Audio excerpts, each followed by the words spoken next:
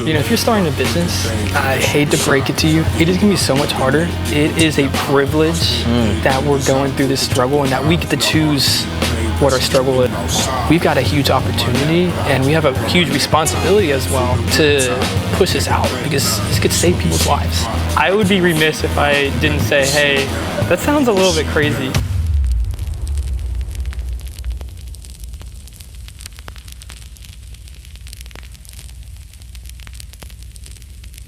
Ladies and gentlemen, my name is Paulo Laduna, and today you are watching The Vision Show. Today we are joined with Matthew Castillo, or that's how you say it? Castillo. Yeah. Castillo, yeah, okay. A entrepreneur and has started up a company called Fire AI.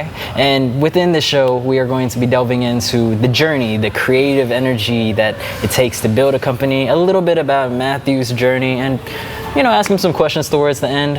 So yeah, thank y'all for tuning in, and we're gonna get right into it. Tell us a little bit about your company. Tell us about Fire AI. Yeah, I think I'll start off kind of just talking a little bit about myself. Again, my name is Matthew Castillo. I am a recent graduate of UT Tyler. I graduated, I think, 4 or 5 months ago now.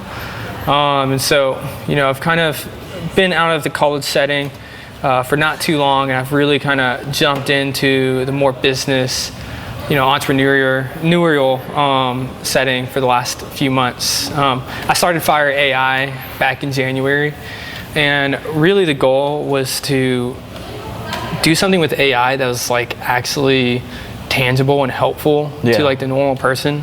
I feel like there's so many AI things that you don't really need it or use it on a day-to-day basis, and so we really wanted to kind of challenge normal fire detectors and see if there's a better way. And so we incorporated AI with that, and we've had some pretty good results so far. We're about 2 minutes faster than regular crazy. detectors. It's a pretty big deal, and we're just excited to kind of keep on going. We're early on, so there's gonna be a lot of struggle and a lot of triumph to come, but it's been a lot of fun so far. That's great. I mean, off camera, we were talking about the struggles of entrepreneurship. It gets like that, So one of the things that I wanted to talk to you about is kind of the gap, or rather just something that has challenged you. What would you say has been the most challenging part of your journey? How did you overcome that? And what has it taught you? Yeah,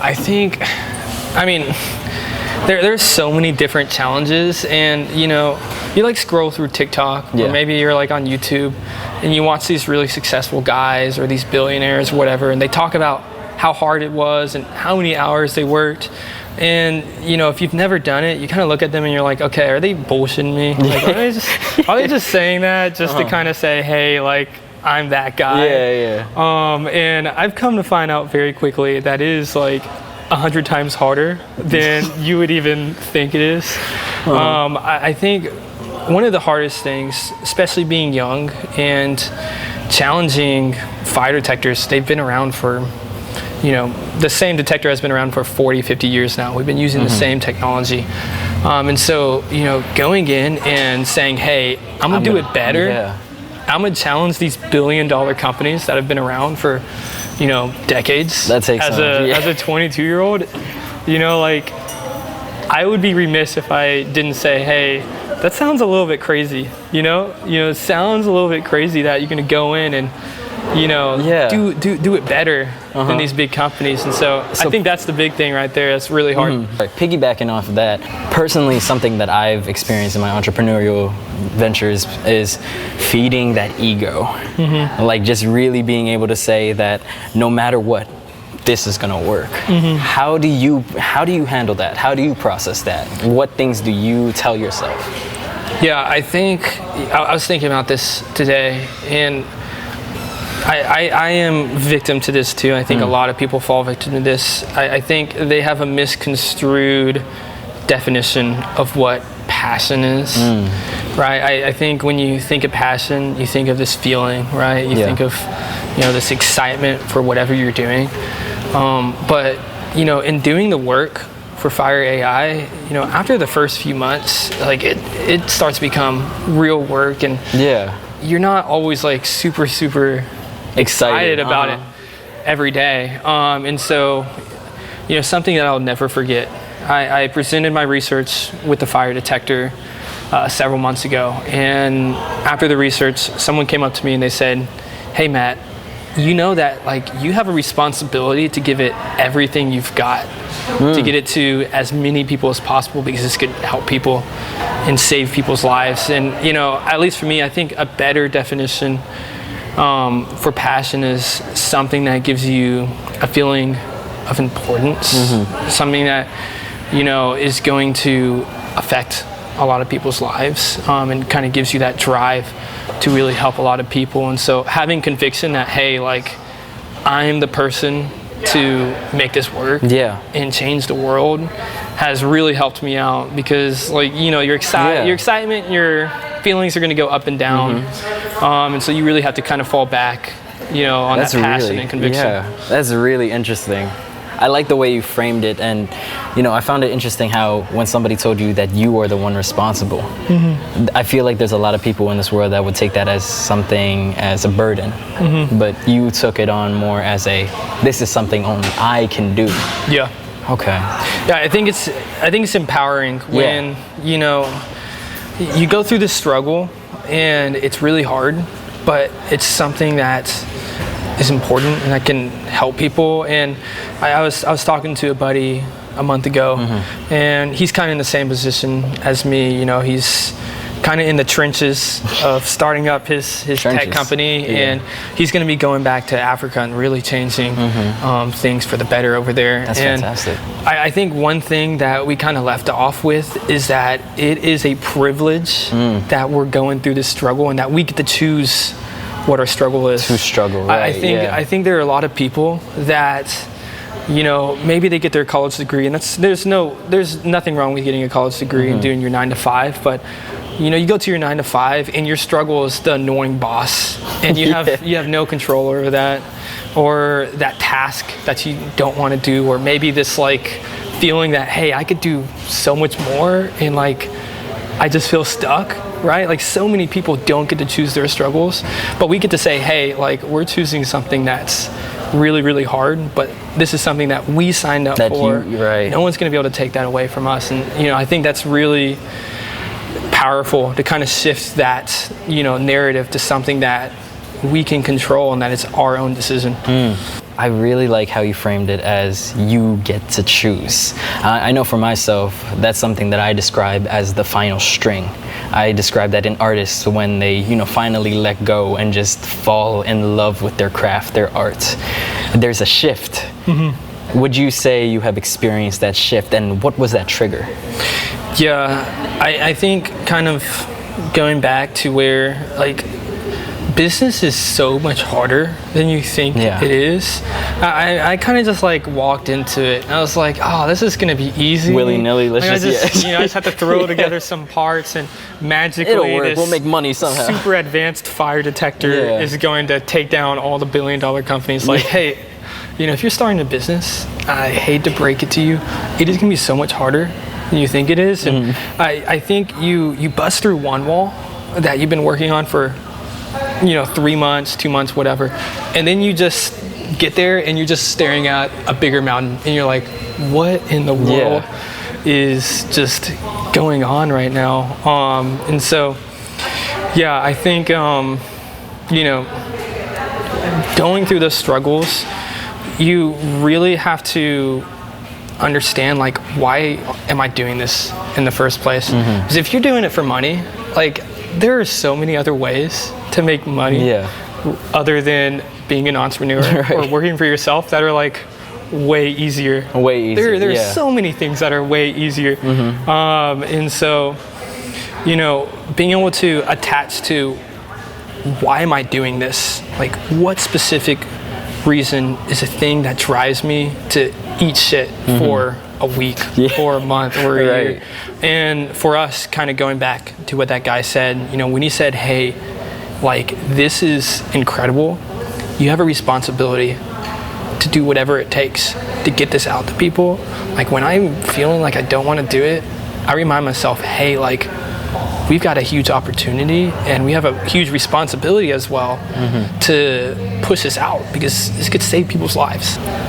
My mom personally gets freaked out when I do like my entrepreneurial ventures. Oh yeah, I can imagine. My dad thinks I'm crazy. Look, okay, so look, computer science major. I had a really easy corporate job with a Fortune 100 company lined up in October, and I still work with them now. But I called my dad, when I thought, hey, this might start to go somewhere.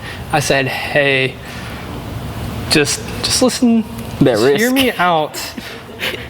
I think this thing could go somewhere, and if it does, I'm quitting my 9 to 5. And my dad was like, what the hell are you doing? Yeah. He's like, okay. Why are you doing this? Yeah. So I think entrepreneurship, has become more accepted and more acceptable. I think maybe 20 years ago, people looked at, entrepreneurs or people that dropped out of college or high school or whatever, and they're like, what the heck are these guys doing? They're pursuing this and not going the normal route. I think it's a little bit more accepted now, but I think the overwhelming majority of people are still going to be like, why are you doing this? Why are you putting yourself through so much pain and you don't even know if it's going to work? And that's an interesting thought, because something that we learned in the business classes, I'm sure you've gotten a taste of it, is different generations have different kind of mindsets on how things should be. When older generations, they're more focused on the American dream. They want the stability. And I'm finding that nowadays, like you said, entrepreneurship is becoming more accepted. So do you think later down the lines, future generations are going to view entrepreneurship as one of the primary ways to make a living? I think with the rise of AI, I think it's going to become almost necessary for, if you're going to college and you think about college, you need to stop thinking about how can I just be another little gear in a giant clock of corporate America. I think you really need to think about, how can I be an innovator? Like, how can I harness my talents and innovate, or to be really creative? Right. And I think that's going to become increasingly more important.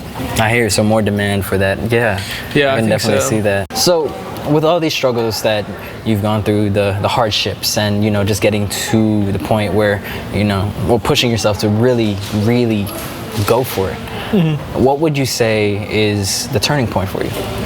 I think the turning point for us was when we figured out hey, this thing actually works. To give a little bit of backdrop, our story with how we started was just insane. The way it happened, I had a research project that I had been doing for 6 months, and I came up with this idea and I really believed in it. And so I went into the dean's office, the honors dean, and this is literally 6 weeks out from a research conference, and most people have been spending 6 months on their research project. I went in and told him, hey, I'm switching my project to this thing. I'm gonna take 6 weeks. I'm gonna figure it out. And I told him, go ahead and just put me in the competitive section, because I think I can figure it out. I think I can make it work, we end up making the detector relatively quickly, and the AI pretty quickly.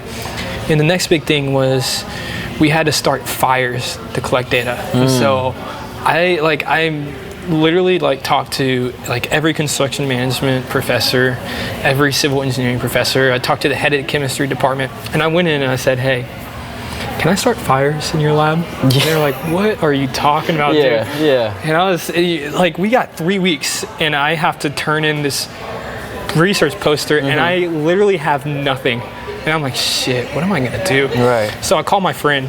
He's in Troop. He's 20 minutes away. I was like, hey, this is gonna sound kind of weird, but can I start fires on your lawn? And he said, yeah, bro, why didn't you ask me earlier? What a friend, what a guy. That's great. Dude, he was one of my best friends. He's awesome. But yeah, so we get a burn barrel, and we get a piece of plywood, drill that sucker into the burn barrel, and we have a crate hanging above, 6 feet above the burn barrel. We put it outside. This is a jank ass setup, it's just like, it looks, beggars can't be choosers. it looks though. crazy. Right? Like, we were at desperation at that point. We were like, okay, we've got to get gotta this make this done. happen. Yeah. And so we, we go out the first night, and by this time, I literally have 4 days until I have to turn in this research poster, and I still have zero. I have nothing on it at all.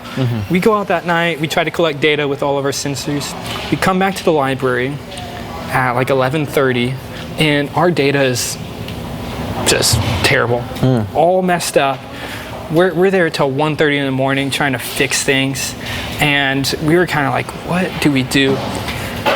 My partner, he was just like, you want to play rock, paper, scissors to figure out what we're going to do? And I was like, sure, why not? Gamble, so, let's do it, yeah. No, what we ended up doing, if I won, we would have kept one of our sensors, and if he won, we would have trashed it and just focused on one.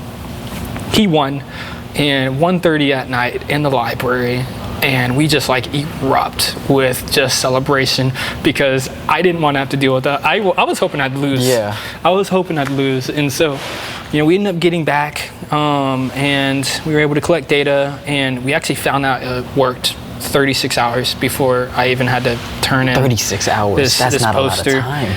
Yeah. And so all that to say, like, it was a huge success. Yeah. That we were able to get to that, but it feels like we burned fires in a barrel on my friend's lawn. Yeah. Like I'm like presenting this. I remember presenting this at a research conference, and one of the judges, they're asking me questions. I'm like, yeah, I know this is kind of a jank setup. She was like, yeah, this is not very scientific. I'm like, well, shit. Yeah. I got a freaking barrel and I'm burning fires in it. Like, there's nothing I could do. And so I think kind of from that point, you kind of have a sense that, hey, maybe I'm a pretender. Like, maybe I'm not what I'm cut out to be. Like, if we the put doubts this in, start creeping if in. we put this in an actual house, like, is this gonna work? And so, we ended up. I had gotten in contact with the chief engineer at the state fire marshal office, and he was able to get me in contact with the city fire marshal. We went out to a burn house. So this is like a state accredited burn house. This is about as close as we could possibly upgrade. get. Oh, huge. Right. Huge upgrade, completely for free. That's another thing, and we'll talk about this later, but people helping you, like, people are going to be your greatest asset. I'm telling you, you can't do it on your own. You might think you're all that, or you're smart or whatever. You're not smart enough. Sorry. You're going to have to find people that are smarter. Anyways, we ended up getting out to the burn house, and we kicked the other smoke detector's ass. Like, it wasn't even close. It wasn't even close. We had one trial where we were 2 minutes and 17 seconds faster 2 minutes and 17 than a detector seconds. that was made in 2024. That's huge. That's substantial, After that was like oh shit, this thing actually works. This thing, like, not only works, but it's like heads and shoulders above everything else. And I think at that point, because I'd been selling it to, I had some software guys that were working for me, and I made this, like, big proposition, like, hey guys, like, we're not going to have very many opportunities in our lives to do something like this, and I can't promise you that this is going to succeed, but if you take that risk, you have an opportunity right here, and I want to be a part of it. And so, one of my guys, before we even got into this burn house, he was like, Matthew, you talk like we're all about to be billionaires or something. I'm like, dude, like, I believe in this. That's like, the dream. I believe in this. And so I think after that, it was the whole team's mindset shifted from, like, oh my gosh, it got real. This is actually real. This is not just some jank little school project. Like, this is something that could change the world. I can imagine how ecstatic they were when you got that, the burn house. Yeah. And then seeing the results, how rewarding that must have been for you. Dude, yeah, man. I mean, even like the first time we went out, and this was when we did the fires in the burn barrel. I think the first trial we were like only 7 seconds faster. And, like, I have a video of when we first did it. We'll play it. Dude, I'm like over there, like, flexing, like, let's go, bro. Like, we just, like, couldn't believe it. Yeah. And to go from, like, hey, we're 7 seconds faster than, to like, no, we're like 2 minutes and 17 seconds That's faster. huge, yeah. Completely different ball game. Yeah, that just shook the whole industry a little bit. Yeah, dude. Yeah. The only thing that has made this happen is your execution, right? That's, ideas are meaningless until it's acted on. Execution is everything. Right. So what would you say to the audience would be your playbook if you had to list down at least maybe 3 principles that you follow to make stuff happen? What would you say they are? Okay. One, and this is the most simple thing, but I'd say most people get hung up on this. Just start. So many people just like get in their head and will think of every reason why to not start it, or like, hey, I'm gonna make this perfect in my head, and then when I start it, everything's gonna work out. Sorry, no amount of planning is gonna get you ready for whatever you want to do. The only way that you can really figure it out is if you just throw yourself into the deep end of the pool. And I think looking back at my experiences, that's something that I've had to do so many times. Like back in my sophomore year of college, I don't even know how this worked out, but there's a guy I knew at the gym that was like, hey, we have this remote internship with a software company and you're a hard worker, do you want to work with them? I was like, heck yeah, let's do it. You said at the gym? Yeah, it's just some guy at the gym. Works. It was a startup, and so my boss is the CEO, and like 19-year-old me is like, what the hell am I doing talking to the CEO right now? And like, they didn't give a lot of direction, right? Because it's a startup and it was really fast. And let me tell you, I absolutely imploded on myself. I was like, how do I like do this? Like, what do you mean you have to like put effort into like trying to learn things on your own and figure things out? That was my first like kind of like hand on the stove where I'm like, oh my gosh, okay, like I got to figure out how to do this. And over my time, I threw myself into so many other things that I had no idea how to do, but I was like, you know what, I'm just gonna try and do it anyways. And so when finally, after doing it several times, trying to throw myself into this just felt like another thing that I was doing. I've got a really good friend, his name is Melody, and his app is awesome. And we were in the library and he was telling me about his idea. And he's like, I was like, dang man, like this is awesome. How long have you like been thinking about this? He's like, I've been thinking about it for 2 years. And I'm like, why haven't you done it? I don't know. Like I just don't know if I have the skills. I'm like, dude, just do it. Just go do it. I end up going to the entrepreneurship office here at UT Tyler, and I told them about him. And then I called him. I said, hey, I just told these guys about you, and I told them that you'd be in their office, so you better get your ass in the office. Oh, you put him on the spot. I told him, I was like, hey man, I didn't wait for him to jump in. You tossed him in there, dude, I shoved him in, and he was like, okay, I guess I'm doing it. And now he's made substantial progress on his app, and I'm really excited for what he's gonna do. So one, just get started. Stop overthinking. You're not gonna be able to like think of the perfect scenario or the perfect strategy before you even start. So you might as well just start. Secondly, and this is probably one of the most important things as well, you can't do it alone. You can't do it alone. And I figured this out really quickly, with Fire AI. We get through the initial tests, and I did the AI, and then my partner, he did all the engineering stuff. So right then and there, literally like 50% of the project was completely out of my wheelhouse, and I needed someone else to do it. And then, we had 3-4 weeks before we had to do the competition here. And so, I called a couple of my software engineering buddies. I was like, hey, I need help. Can you help me out? And they're like, hell yeah, I'll do it. And, along the way, as with my business advisor, lawyers, industry leaders, they've all kind of molded me and helped me kind of go in the right direction. And I think there's a balance, right? I think when you're young, and look, you might be an expert at whatever you're doing, right? If it's photography, you might be an expert at it, but you're not an expert businessman, right? Like, you're gonna have to learn from other people. And so I think most of the time you need to study other companies, you need to talk to other people that have been there, done it, that are smarter. Right. You need to learn and humble yourself. But I do think it's important for 10% of that time, maybe 20% of that time, you've got to know when to trust your own instincts and trust your guns. And maybe you take bits and pieces of someone's advice, but at the end of the day, you've got to kind of just do what works for you. You got to take that with a grain of salt and apply that the best way you can. So I think really that's the second thing, is you got to be willing to talk to people. And thirdly is you got to be willing to just work. And I think that's going to come with sacrifice. Yeah. Right. For me, like, I have a 9-to-5 job, so I'm working 8 hours, and then I have to put in 3 or 4 hours after that on Fire AI. Is that consistency though? Dude, it's every day. Yeah.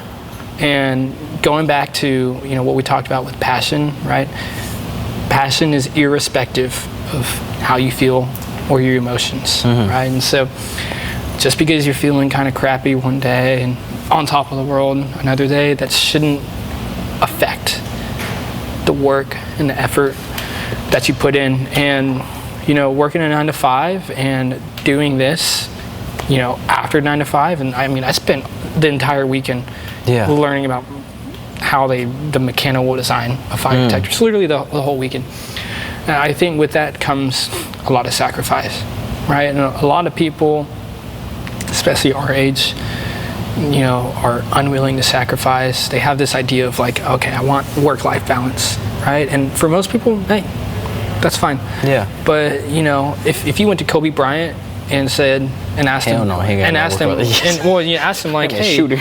why are you staying an hour after practice to shoot? Maybe you should have work-life balance.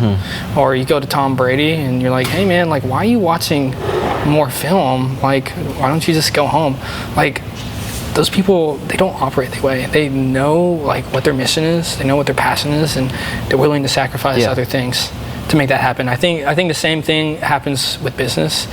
There's going to be give somewhere, somehow, and you've got to be willing. If you really believe and you're really convicted about what you're doing, you got to be willing to, put other things aside to really prioritize what you're doing. Some people would label that obsession. Do you agree with that?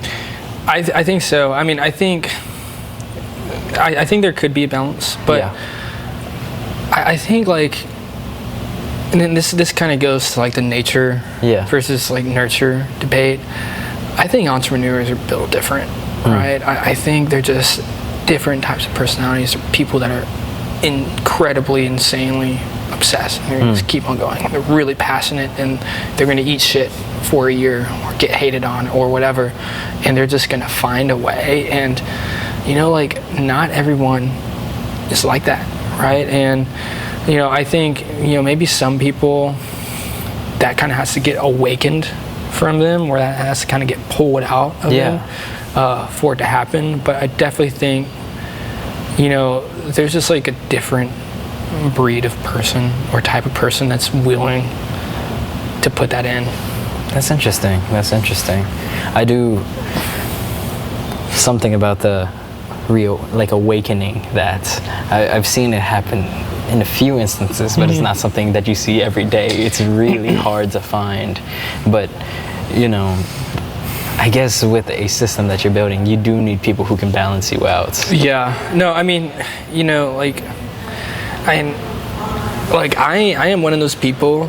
I am just like, I get obsessed over something, and if I put my mind to it, good luck beating me. It is. So you stubborn. It is. It's hard. It's hard to beat me if I'm really in it. So I think I've always been like that. I've had people that my teammates, they're like, dude, like, you know, it's okay if you rest. Like, we need you at 100%. But you want to be on that. go. But I just want to go. Yeah. You know, that's just my personality. Like, it was 2 weekends ago. I was like at Wingstop with my family, and I'm like over here kind of like chat GPTing, learning how like fire detectors work. And you know, my dad likes to joke. He's like, there goes Matthew again, always hustling. Yeah. But I think that is a weakness. I think that's something that you have to be careful with, because you can get burnout. But you know, if you look at all the really successful people, you know, all the wealthy people, anyone who's, you know, made an impact, they've all had periods in their lives where everyone around them was like, hey, slow down. Hey, stop putting in so much work. And they stuck to their guns, did it anyways, and look where they're at now.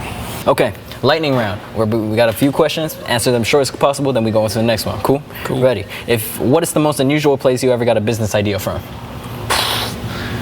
My dorm, I guess. Yeah? Yeah. If your business had a theme song, what would it be? My business had a theme song. Oh my gosh. Yeah, that's a good one. I'm not prepared. Oh my gosh. Frick. You good. I don't even know if I could think of one. That's all good. Next one? Yeah. Dang, these are hard. These are harder than the questions you asked me earlier. What book, movie, or piece of art has influenced how you work? Oh man.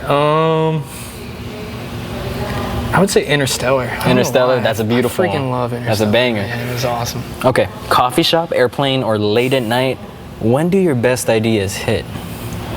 Dude, I gotta say, probably late at night. Late at night? Yeah, my brain's just running at 9 o'clock, 10 o'clock past. My brain's on. How about them shower thoughts?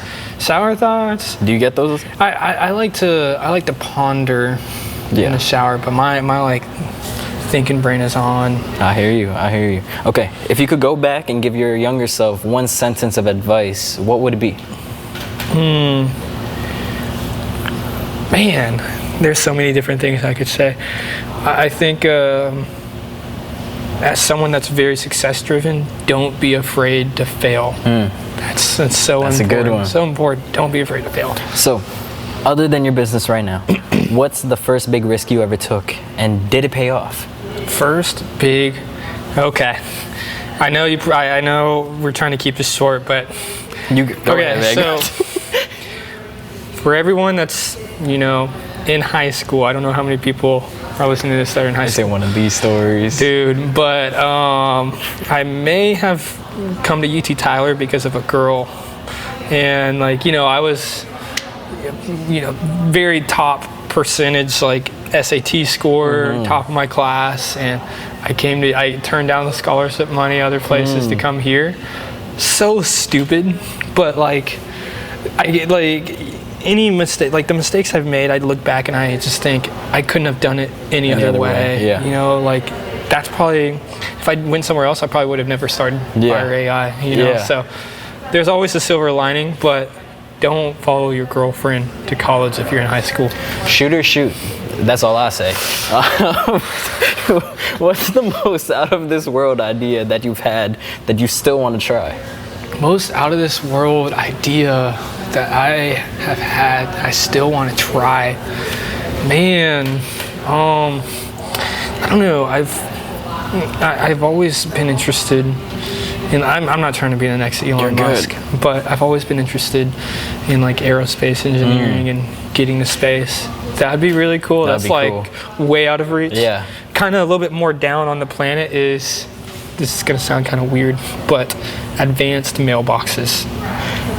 I don't know. I can't even, you know what? Hey, why not, right? I mean, okay. If entrepreneurship were a video game, what level are you on right now? I am somewhere between level 0 and level 1, which I would say are probably the hardest levels, because that's the tutorial section right there. There's so much to learn, and you look at level 10 and it's way up there and you're like, how the fuck am I supposed to get up there? How am I supposed to get up there, you know? And like, can I actually do it? So yeah, I'm still very new. Very new. Yeah. One word that describes your brand. Man, one word to describe my brand. Man, I'm trying to think. There is a specific word, but I'm trying to. I can't remember it right now. Groundbreaking. Yeah, I think groundbreaking. We're challenging something that has been widely accepted for 50 years, and we're going in as a bunch of 22-year-olds and trying to absolutely shatter that and say, hey, there's a better way. That sounds badass. Yeah. Yeah. Okay. Finally, because I know you are in a lot of meetings and whatnot. I kind of have nerves as well. What's your go-to pump-up song before a big meeting? Oh, Fred, dude. I'm trying to think, man. Guns N' Roses is good. Gosh. Guns N' Roses, that's, yeah. Red Hot Chili Peppers. I'm trying to think of like a specific song. Welcome to the Jungle is just so good. That's real. Ladies and gentlemen, that was today's episode of The Vision Show. Thank you for stopping by, coming to see it. If you want to learn more about Fire AI and how you can support their cause, you can check the links in the description down below. If you want to learn more about us and what we do at Vision Studios, also hit the link below. This episode was brought to you by the Business Innovation Group here at UT Tyler. And next week, we have a special episode with James Harden, not basketball player, local filmmaker James Harden. And he is going to be talking about his new film coming out, that being The Legend of the Swamp Dragon. I was fortunate enough to do some composition musically on the film, and so excited to have him, excited to ask him questions, and we hope to see y'all next week. Thank y'all for stopping by, and I hope y'all have a great day. Taking down all this, fuck my fake, nigga, damn, take it down, I wanna go to see the break of dawn, soaking in the sinister, stands out down too late, yeah, dealing with the bros, yes, I realize, you painted peanut on frozen, break it in half and make something break, something hot, something fake, changing hate, changing, it's gonna break your soul, keep it dank, rolling that shit, you stolen,